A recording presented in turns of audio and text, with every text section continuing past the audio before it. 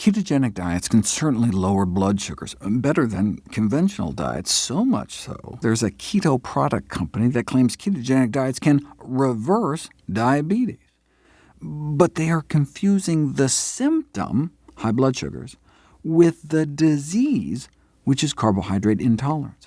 People with diabetes can't properly handle carbohydrates, and this manifests as high blood sugars. Sure, if you stick to eating mostly fat, your blood sugars will stay low, but you may actually be making the underlying disease worse at the same time. We've known for nearly a century that if you put people on a ketogenic diet, their carbohydrate intolerance can skyrocket within just 2 days. Here's the blood sugar response of someone eating sugar after 2 days eating a high-carb diet. Here's exposure to the same amount of sugar after a high-fat diet for 2 days. Their intolerance to carbohydrates skyrocketed on a high-fat diet. 1 week on a 80% fat diet, you can quintuple your blood sugar spike in reaction to the same carb load compared to a week on a low-fat diet. Even a single day of excessive dietary fat intake can do it. If you're going in for a diabetes test, having a fatty dinner the night before can adversely affect your results.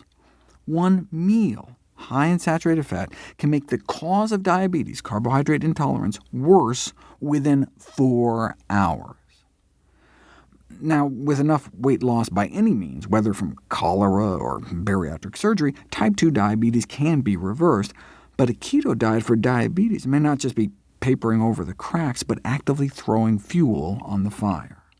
I've been trying to think of a good metaphor. I mean, it's easy to come up with things that just treat the symptoms without helping the underlying disease, like giving someone with pneumonia aspirin for their fever instead of antibiotics.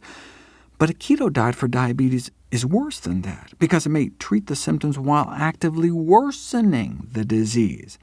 So maybe it's more like curing the fever by throwing that pneumonia patient out into a snowbank, or maybe curing your amputated finger by amputating your hand. No more unsightly finger stub. One of the co-founders of MasteringDiabetes.org suggested it's like a CEO that makes their bad bottom line look better by just borrowing tons of new cash. The outer numbers look better, but on the inside, the company is just digging itself a deeper hole. Remember The Club? Maybe I just watched too much late-night TV growing up, but it's a car anti-theft device that attaches to your steering wheel and locks it in place, so the steering column can only turn a few inches.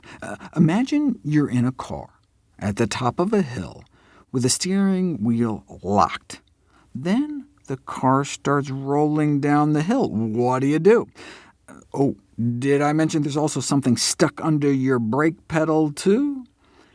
The keto diet equivalent response to this situation is, who cares if you're barreling down into traffic with no brakes and a locked steering wheel? Just stick to really straight, deserted roads without any stop signs or traffic lights. If you do that, problem solved. Yeah, the longer you go, the more speed you'll pick up, and so if you should hit a dietary bump in the road or start to veer off the path, the consequences could get more and more disastrous with time. But if you stick to the keto straight and narrow, you'll be A-OK. In contrast, the non-keto response would be to just unlock the steering wheel and dislodge whatever's under your brake. In other words, fix the underlying problem instead of just whistling past and then into the graveyard. The reason keto proponents claim they can quote-unquote reverse diabetes is that they can successfully wean type 2 diabetics off their insulin. But that's like faith healing someone out of the need for a wheelchair by making them lie in bed the rest of their lives. No need for a wheelchair if you never move. Their carbohydrate intolerance isn't gone. Their diabetes isn't gone. It could be as bad or even worse.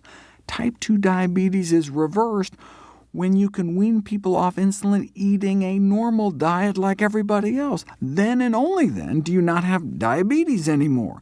A true diabetes reversal diet is practically the opposite of a ketogenic diet. Diabetics off their insulin within a matter of weeks, eating more than 300 grams of carbs a day. The irony doesn't stop there. One of the reasons diabetics suffer such nerve and artery damage is due to an inflammatory metabolic toxin known as methylglyoxal that forms at high blood sugar levels.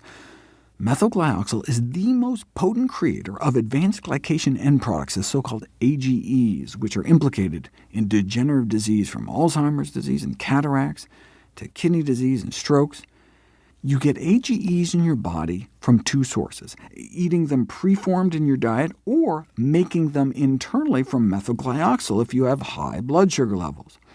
On a keto diet, one would expect high exposure to preformed AGEs, since they're found concentrated in animal-derived foods high in fat and protein, but we would expect less internal new formation due to presumably low levels of methylglyoxal, given lower blood sugars not eating carbs. Dartmouth researchers were surprised to find more methylglyoxal, though. A few weeks on the Atkins diet led to a significant increase in methylglyoxal levels. And those in active ketosis did even worse, doubling the level of this glycotoxin in their bloodstream. It turns out high sugars may not be the only way to create this toxin. One of the ketones you make on a ketogenic diet is acetone, known for its starring role in nail polish remover. Acetone does more than just make keto dieters fail breathalyzer tests and develop what's been described as rotten apple breath. Acetone can oxidize in the blood to acetol, which may be a precursor for methylglyoxal. That may be why keto dieters can end up with levels of this glycotoxin as high as those with out-of-control diabetes, which can cause the nerve damage and blood vessel damage you see in diabetics.